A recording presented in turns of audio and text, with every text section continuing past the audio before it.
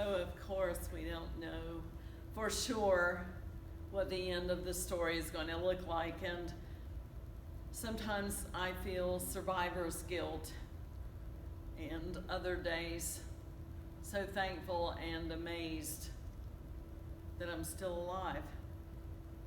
Maybe you feel that way too.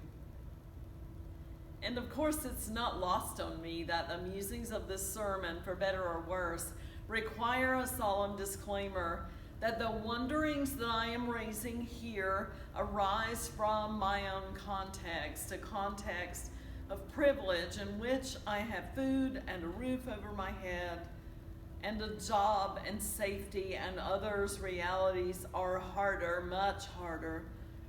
It is important to note that truth. Still, though, in some form or fashion, we all experience what Wendell Berry describes in these words. There are times when despair for the world grows in me, and I wake in the night at the least sound, in fear of what my life and my children's lives may be. We wonder what's next in this world, a world where truth is manufactured and sold, where scientific facts are fictionalized, where black and brown people are not safe to even go outside and go for a run, or sleep in their own beds in their homes, or go bird watching, or breathe, or expect that after all these centuries that they will be treated like full human beings.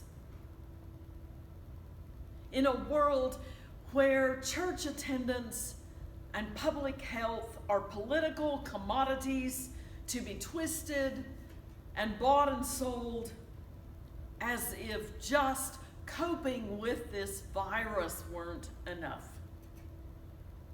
It's a lot.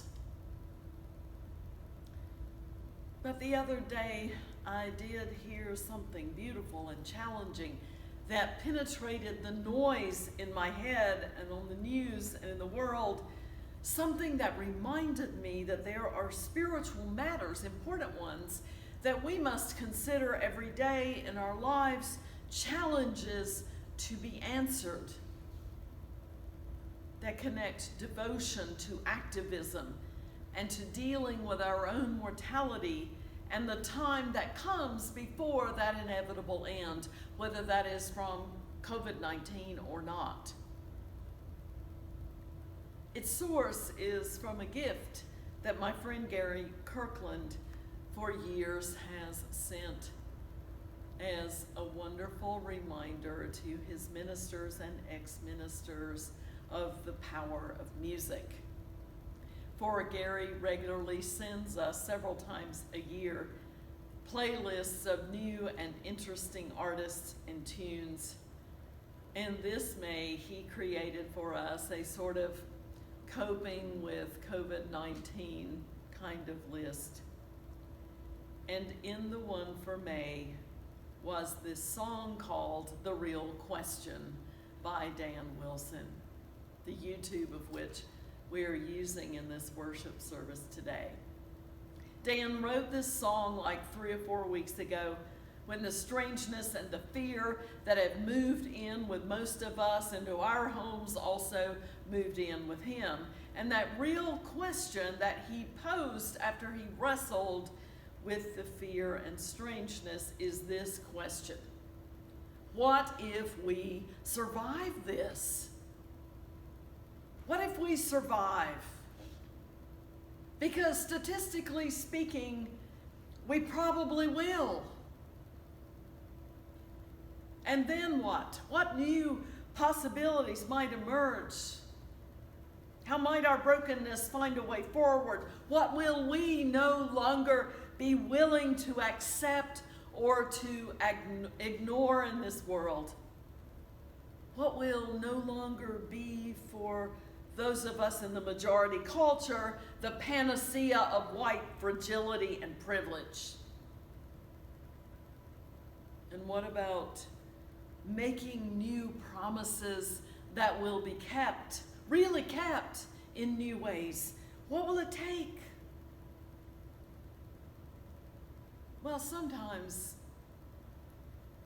making our way to new learnings and developing a new courage, all of that begins with a close call, or lots of close calls, because having a close call does that to a person. It offers this sort of breathless and sober clarity that some of us at least didn't have back when we were having a so-called normal day. A close call invites us to a closer truth because we didn't die. And if you have come back from a heart attack or cancer or walked away from your crumpled car unscathed, then I'm guessing that those experiences have changed you so that you have asked different questions. You're not so much concerned about the small stuff, not anymore. But make no mistake, having a close call does require of us some change. So I'm thinking that the followers of Jesus had their own real question kind of moment after his death. And since they themselves did not die but were changed and called, then they started asking new questions. Among them, what if we survive? And in the midst of that fear and anger at what was happening in the empire of their time as it was being threatened by people like Jesus, the disciples gathered together with others from all around the world to take refuge, just like we long to do today, to take refuge in their old traditions. They met up in Jerusalem from all over with their differing understandings and their differing languages, and they came together to celebrate Shavuot, the festival that commemorates the giving of the law to Moses. And then what happened in the middle of that celebration was Pentecost. Shavuot and Pentecost both happened 50 days after Passover, after Easter. But this year, for us, this Pentecost, this Shavuot, all the religious festivals all over the world are very different from all of us. And we're alike. We're bonded in those ways too. Whether we are celebrating Eid as Muslims, Shavuot as Jews, or Pentecost as Christians, wherever the celebrations are happening this year, though the communities may be apart, still the old stories will be told and the revered traditions will be honored.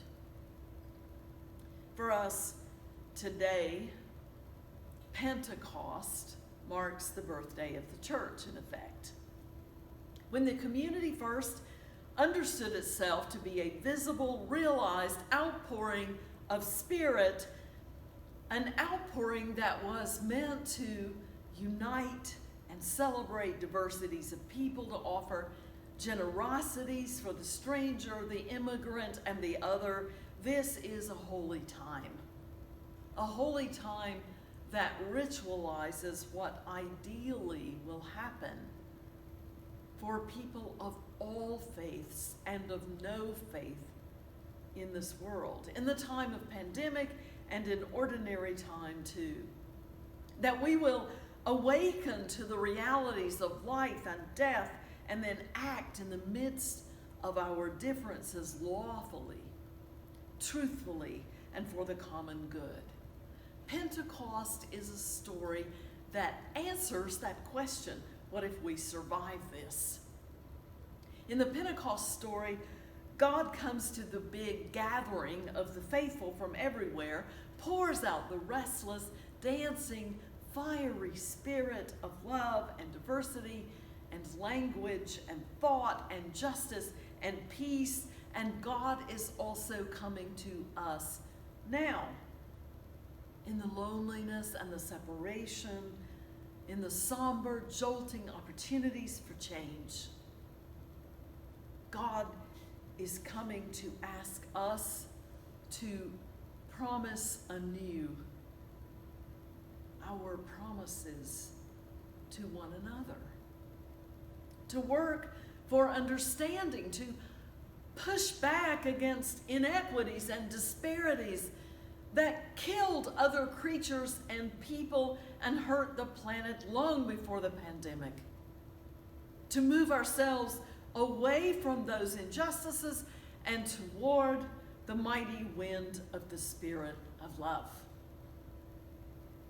Feminist theologian Elizabeth Johnson writes these words: "Whenever a human community resists its own destruction and works for its own renewal, when structural changes serve the liberation of oppressed peoples, when law subverts racism, sexism, poverty, and militarism, when swords are beaten into plowshares or bombs into food for the starving, when the scores of the old injustices are healed, when enemies are reconciled after violence and domination have ceased,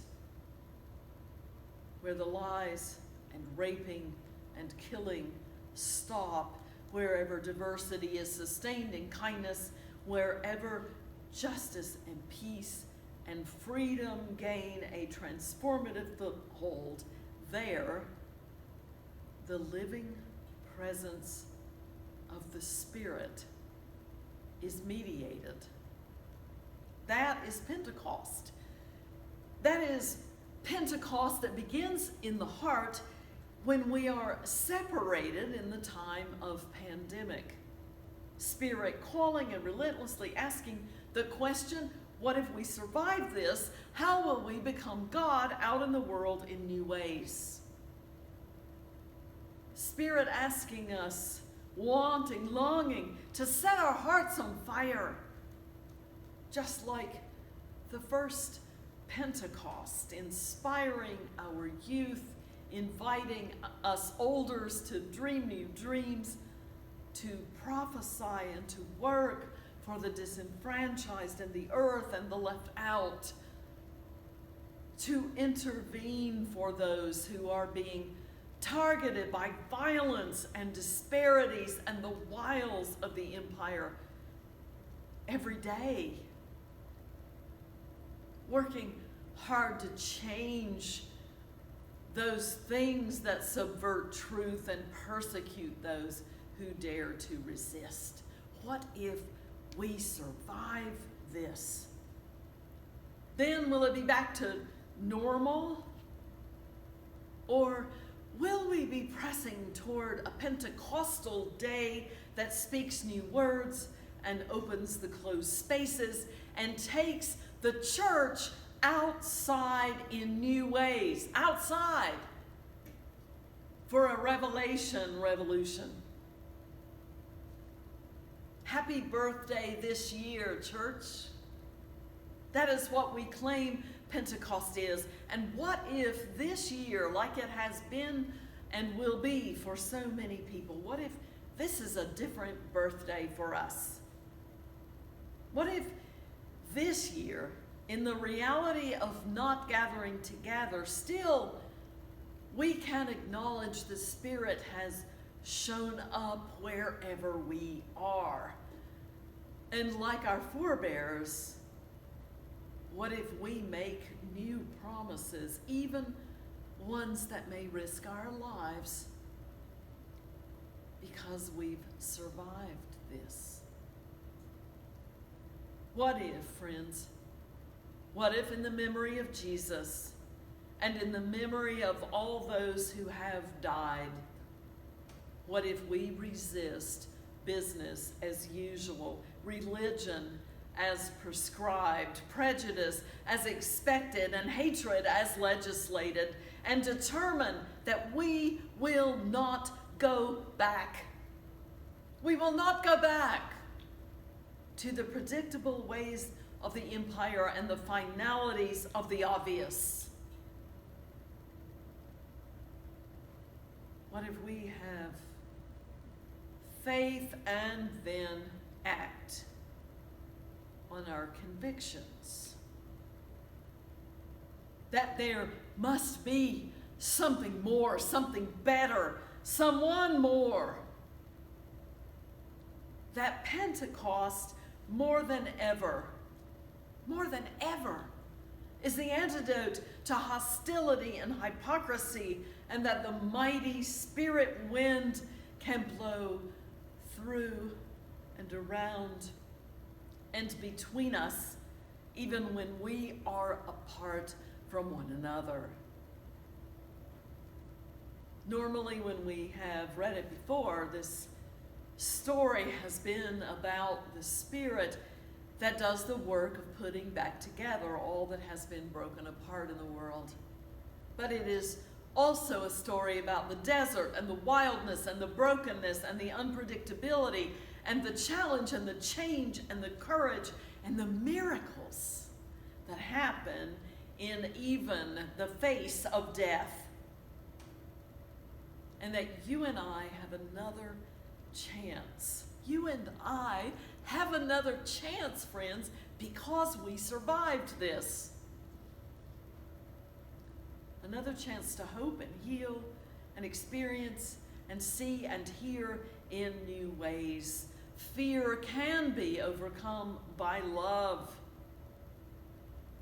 And Spirit blowing between us out there, not in here, is inviting the church to go out the doors, to come out, to refuse to sit down in the sanctuary and behave and resign ourselves to irrelevance in a world rapidly losing its sense of compassion, a world subsumed by fear and greed and grief. But we know how to do this work. How do we know how to do this work? Because this is Jesus' work.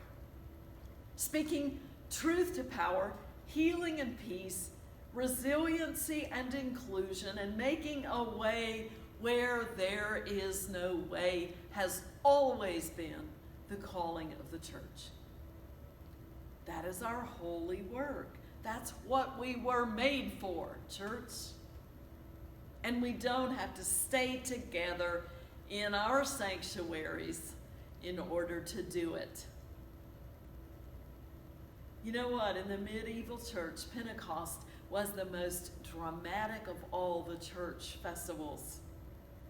The practice in the medieval church, in some of the biggest cathedrals, was to paint heavenly scenes on the great domed and vaulted ceilings of the cathedrals to inspire all of the worshipers and to disguise these little trap doors that were up in the ceilings. During the Pentecost service, at the appropriate highest moment in the liturgy, the little trap doors would open and there would be released all of these live doves who would swoop down and fly around in the sanctuary. And after they would soar out above as living symbols of the Spirit, the choir would break into a whooshing, drumming sound of a windstorm. And then, to symbolize the little tongues of fire that rested over the heads of all the people at Pentecost, through the ceiling trapdoors, bushels of rose petals would be showered down upon the congregation. And these openings in the ceiling, the openings to the sky, were called Holy Spirit holes. What if we survive this? What if this year is a reverse Pentecost? And we are not being called to huddle inside or to cut holes in the ceiling to simulate letting Spirit in.